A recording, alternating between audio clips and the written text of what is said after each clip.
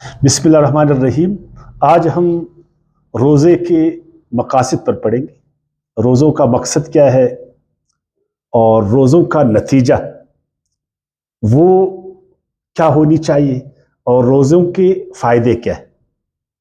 پہلی بات تو یہ کہ ہر کام آدمی جو کرتا ہے نا، انسان کوئی بھی کام کرتا ہے، دو چیز اس میں لازمی ہے۔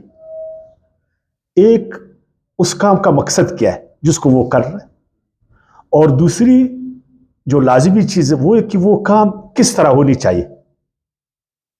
اگر ہم کام کو صحیح طریقے پر نہیں کریں گے اس کا نتیجہ نہیں نکلے گا، اور اگر ہم اپنے کاموں کو بغیر مقصد کے کریں گے، کوئی مقصد اس کا نہیں، پھر بس وہ اس کا بھی کوئی فائدہ نہیں۔ تو دو چیزیں لازمی، ایک کام کا وہ خاص شکل، اس کا وہ طریقہ، اور دوسری بات کہ اس کا جو نتیجہ ہے اس کا مقصد کی۔ اب اس اصول پر اگر ہم چلیں، اس اصول پر ہم روزہ رکھتے، پہلی بات تو یہ کہ جو روزہ ہم رکھ رہے، کیا یہ روزہ اسی طرح ہے جس طرح قرآن نے ہمیں ڈائریکشن دی؟ قرآنی ہدایت کے مطابق ہم روزہ رکھ رہے؟ کیا ہمارا روزہ اس طرح جس طرح اللہ کے نبی نے اس عمل کو اپنایا تھا؟ کیا ہم نے اس میں کوئی تحقیق کی؟ اگر ہمارا روزہ قرآنی طریقے کے مطابق نہیں ہے تو پھر نتیجہ لائے گا وہ؟ اگر وہ سنت رسول کے مطابق نہیں ہے اس کا کوئی نتیجہ آئے گا؟ اس کی طرف کبھی دھیان گیا؟ اچھا، پھر ہم میں سے کوئی ہم سے پوچھے مسلمانوں سے کہ تم لوگ روزہ کیوں رکھتے ہو، اس کا کیا مقصد ہے، تو ہم اس کو بتا سکیں گے کہ ہم روزہ اس مقصد کے لیے رکھتے، نہ اس خاص شکل کے پیچھے ہم دھیان رکھتے، نہ کوئی مقصد ہم ذہن میں رکھتے۔ تو اس لیے یاد ہے کہ پھر اس کا اثر بھی نہیں ہوئے گا۔ پھر ہم روزہ رکھتے ہیں، کوئی اثر آپ دیکھ رہے، کوئی آپ کو ظاہری فائدہ، کوئی فائدہ آپ کو مل رہا۔ اسی لیے پھر علماء کرام کہتے ہیں کہ اس کا فائدہ آخرت میں ملے گا، دنیا میں نہیں ملے گا۔ دنیا میں کیوں نہیں ملے گا؟ اس لیے کہ وہ نتیجہ سامنے نہیں پا رہا، لیکن اس عمل کا ایک نتیجہ صحابہ کرام نے اپنی آنکھوں سے دیکھا، اپنی آنکھوں سے انہوں نے اس دین کا فائدہ دیکھا۔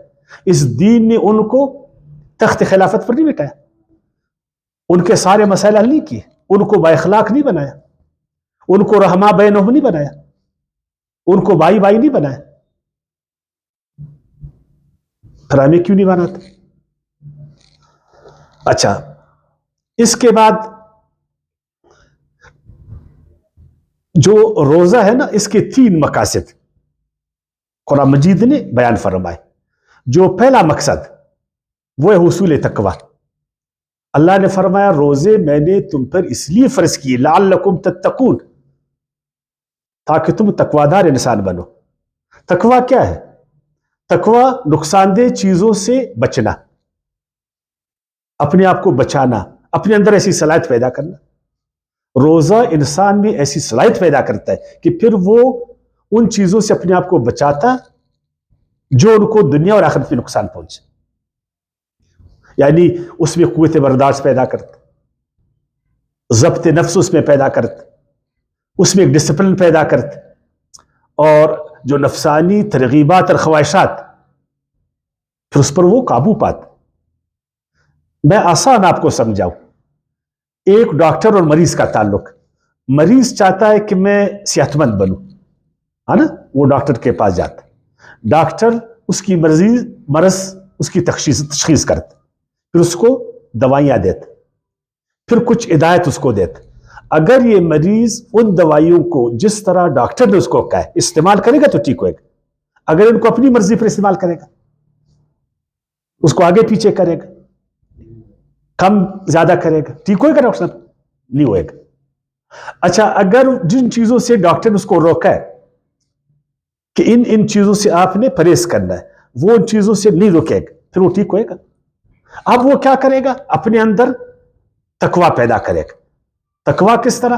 وہ ڈاکٹر کی ہدایت کے مطابق چلے گا۔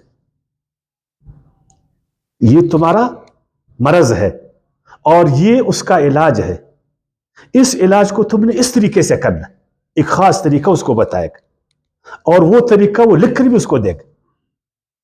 اللہ تعالیٰ نے قرآن میں وہ طریقہ بھی لکھ کر بتایا، اور آپ صلی اللہ علیہ وسلم نے عملی ہم لوگوں کو سمجھایا کہ یہ مرض ہے، یہ اس کا علاج ہے۔ اب آسان جیسا تھا کہ ہمارا مرض بھی سامنے ہے اور علاج بھی ہمارے سامنے، لیکن ہم لوگ اس مریض کی طرح اللہ سے ہدایت نہیں لے رہے، اور ان دوائیوں کو یعنی ان احکامات کو صحیح معنوں میں ہم اپنا نہیں رہے۔ جن چیزوں سے ہمیں شریعت نے منع کیا ہم ان سے منع ہو رہے۔ چلو میں روزہ رکھ رہا ہوں، اللہ نے مجھے کہا تم روزہ رکھو، ساتھ تو یہ بھی بولا کہ یہ چیزیں پھر مت کر لو، فرمایا نا جھوٹ مت بولو، غلط کام مت کر لو، دھوکہ دہی مت کرو، یہ تو وہ ہم سے روکے۔ ڈاکٹر نے مریض کو بولا کہ تم نے یہ دوائی لینا ہے، ساتھ تم نے چینی نہیں کھانا ہے، اس لیے کہ تم شوگر کے مریض، اور وہ دوائی بھی لیتا ہے اور ساتھ چینی بھی کھاتا، وہ ٹھیک ہوئے گا؟ میں روزہ بھی رکھتا ہوں اور جھوٹ بھی میں بولتا ہوں، میں روزہ بھی رکھتا ہوں اور 2 نمبری بھی کرتا، ابھی تک روزہ آیا نہیں ہے اور 2 نمبری جو ہے نا اس میں 20% کا اضافہ ہوا، دھوکہ دہی ابھی تک عید آیا نہیں ہے اور 50% دھوکہ دہی میں اضافہ ہوا۔ اسی لیے آپ صلی اللہ علیہ وسلم نے فرمایا، بخاری مسلم کی حدیث ہے نا، من لم یدع قول الزور والعمل به فلیس للہ حاجۃ فی ان یدع طعامہ وشرابہ، جس نے نہیں چھوڑا جھوٹ کو اور ان کاموں کو جو جھوٹ پر مبنی ہے، تو اللہ کو اس سے کوئی غرض نہیں، اللہ کو حاجت نہیں ہے کہ وہ بھوکا یا پیاسا ہے۔ ڈاکٹر اس کو یہ بولے گا اتنی چینی تم کھا رہے ہو تو میری دوائیوں کا پھر کیا فائدہ؟ بولے گا؟ اس کو نہیں بولے گا۔ تو تم چینی کو بند کر دو۔ اللہ نے فرمایا جھوٹ مت بولو، جھوٹ والے کام مت کر لو، دھوکہ دہی مت کرو، ورنہ یہ روزہ تم کو کوئی فائدہ نہیں دے گا۔ لیکن ہم دھڑا دھڑ جھوٹ بول رہے ہیں، دھڑا دھڑ دھوکہ دہی کر رہے ہیں، روزے کی حالت میں اور زیادہ ہم کر رہے ہیں۔ اور آپ صلی اللہ علیہ وسلم نے فرمایا کم من صائم لیس لہ من صیامہ الا ظمأ، کتنے ایسے روزے دار ہیں سوائے بھوک اور پیاس کا ان کو کچھ ملنے والا نہیں۔ کتنے روزے دار، ان کو کیا ملے گا؟ یہ ملے گا کہ وہ بھوکے ہیں، بس وہ پیاسے، ان کو کوئی فائدہ نہیں ملے گا، اس لیے کہ وہ ڈاکٹر کے پورے کہے پر نہیں چل رہے، وہ اللہ تعالیٰ جو حکیم ہے اس کی حکمت میں وہ نہیں چل رہا ہے، اللہ کی حکمت کو جانتا نہیں ہے، اللہ کے احکامات کی حکمت کو جانتا نہیں ہے، اس کو کسی نے یا سمجھایا نہیں ہے یا وہ سمجھنے کی کوشش نہیں کرنا۔ ورنہ اگر ایک آدمی واقعی میں وہ صحت چاہتا ہو اور ڈاکٹر اس کو بولے کہ تم کو شوگر کا مرض، وہ پھر وہ چینی لے گا؟ لے گا چینی؟ کبھی نہیں لے گا نا۔ جب اللہ نے اس کو بولا مت بولو، جھوٹ مت کرو، بولو، خیانت مت کرو، دھوکہ دہی نہیں کرو، اور اس کے باوجود وہ دلے سے کرتے، تو اس کو کوئی فائدہ ملے گا؟ نہیں ملے گا۔ ایک اور حدیث میں الصیام جنۃ، روزہ تو ہے ڈال، اس میں کوئی شک نہیں، ڈال ہے، شیطان سے تم کو بچاتا ہے، نفسانی غلط خواہشات ترغیبات سے تم کو بچاتا ہے، غلط کاموں سے تم کو بچاتا ہے۔ وَإِذَا كَانَ يَوْمُ صَوْمٍ أَحَدِكُمْ فَلَا يَرْفُثْ وَلَا يَسْخَبْ فَإِنْ صَابَهُ أَحَدٌ أَوْ قَاتَلَهُ فَلْيَقُلْ إِنِّي صَائِمٌ، مگر اس صورت میں کہ وہ پھر بدی سے رک جائے، برے کاموں سے رک جائے، غلط کاموں سے رک جائے، گالی گلوچ سے رک جائے، تو کیا ہم رکے؟ یہ روزے کا مقصد ہے کہ انسان میں تقوی پیدا کرتا ہے، اور اگر اس میں تقوی نہیں ہے پھر اس کو وہ نتیجے کی طرف وہ نہیں جا سکتا، اس کو فائدے پھر نہیں ملیں گے۔ نمبر 2، اللہ تعالیٰ نے فرمایا روزے سے انسان میں شکر کا جذبہ پیدا ہوتا ہے۔ کس چیز کا؟ شکر کا جذبہ پیدا۔ یہ شکر کیا ہے؟ یا اللہ شکر تمہارا، سارا کچھ کا یا اللہ تمہارا شکر، یہ شکر ہے۔ غریبوں کے گھر میں کچھ ہے نہیں، ان کے دسترخوان میں سوائے پانی کا اور سوکھی روٹی کا نہیں ہے، اور تمہارے دسترخوان میں جو ہے نا کئی قسم کے انواع و اقسام کے جو ہے نا کھانے، سارا تم نے کھایا، غریب بھوکے سو گئے، یا اللہ تیرا شکر، یہ شکر ہے۔ لوگوں کے پیروں میں جوتے نہیں ہے اور تم جو ہے نا 10 گاڑیوں میں چل رہے، یا اللہ تیرا شکر۔ لوگوں کو رہنے کے لیے چھت نہیں ہے تم محلات میں رہتے ہو، یا اللہ تیرا شکر. اب شکر بتاتا ہوں نا، شکر کیا ہے. روزوں سے شکر پیدا ہوتے. شکر احسان مندی کے جذبات کا اظہار. یا اللہ تو نے مجھ پر کتنا احسان کیا، پہلے تو مجھے پیاس کا پتہ نہیں تھا، ابھی مجھے کہ ایک گھونٹ پانی کا کس قدر قیمتی ہے، ایک نوالہ کس قدر قیمتی ہے، اب مجھ میں احساس پیدا ہو. کتنے لوگ بھوکے ہیں ہمارے معاشرے میں، کتنے لوگ پیاسے ہمارے معاشرے میں، کتنے لوگ ہمارے معاشرے میں ضرورت مند ہیں. کیا اس احسان کا جو اللہ نے مجھ پر کیا ہے میں نے اپنے بھائیوں پر ظاہر کیا؟ اس کو میں نے اس کے بھوک کو اپنا بھوک سمجھا، میں نے اپنے بھائی کے پیاس کو اپنا سمجھا، میں نے اپنے بھائی کے دکھ کو اپنا سمجھا، اس کی تکلیف کو اپنا سمجھا. مجھ میں احساس ہے، احسان مندی کا وہ جذبہ ہے نا؟ نہیں ہے نا؟ تو پھر روزے فائدہ دے گا آپ کو. لعلکم تشکرون، خود قرآن کہتا ہے روزہ رکھو تاکہ تم میں شکر کا جذبہ پیدا ہو جائے. عرب لوگ مہمان نواز ہوتے تھے، وہ فخر کرتے تھے اگر کوئی ان کے مہمانی کے لیے آج میزبانی پر فخر کرتے تھے تو وہ اچھی اچھی اونٹنیاں پالتے تھے، بکریاں اگر وہ غریب تھے، پھر ان اونٹنیوں کو بکریوں کو خوب وہ دیتے تھے، کھلاتے تھے پلاتے تھے. جب ان کے گھر میں کوئی مہمان آ جاتا اور وہ ان اونٹنیوں کو دوتے تھے بکریوں کو اور ان کو کافی دودھ ملتا، پھر وہ اونٹنیاں سارا دودھ ان کو دے دیتا کافی مقدار میں. اس دودھ سے پھر وہ اچھی طرح مہمان نوازی کرتے، مہمانوں کو خوب کھلاتے پلاتے تھے. ان اونٹنیوں کو الشکرہ کہتے تھے. کیا کہتے تھے؟ الشکرہ. اس اونٹنی نے واقعی شکر، وہ جو میں نے اس کو دیا تو اس کا حق ادا کیا. اللہ تعالیٰ کس قدر ہمیں کھلاتا ہے، کئیوں کو کس قدر کھلا رہا ہے.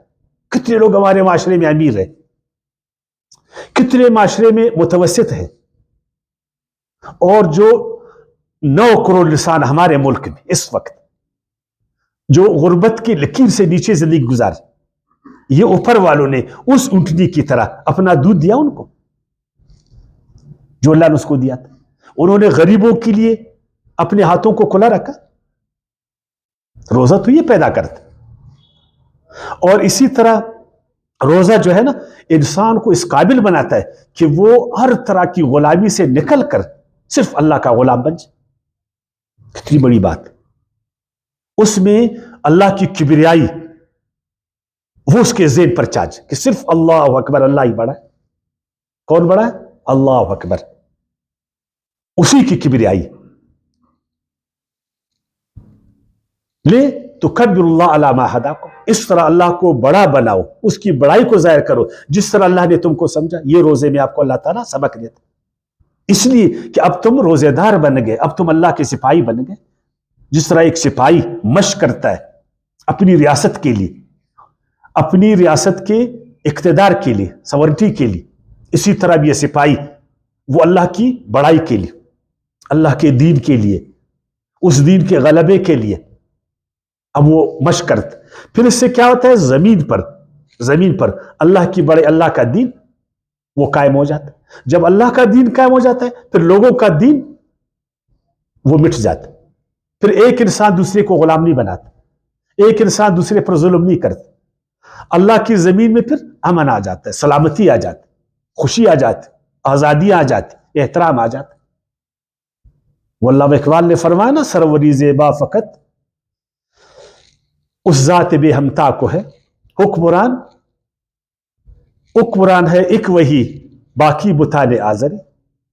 پھر سارے جو ہے نا جن کے آج ایک روزے دار آدمی شرم کا مقام، اپنے آپ کو اللہ کا سپاہی کہتا ہے، میں اللہ کا سپاہی ہوں، مگر آگے کس کا جھکا ہے؟ اپنے جیسے انسان کے آگے جھکا ہے.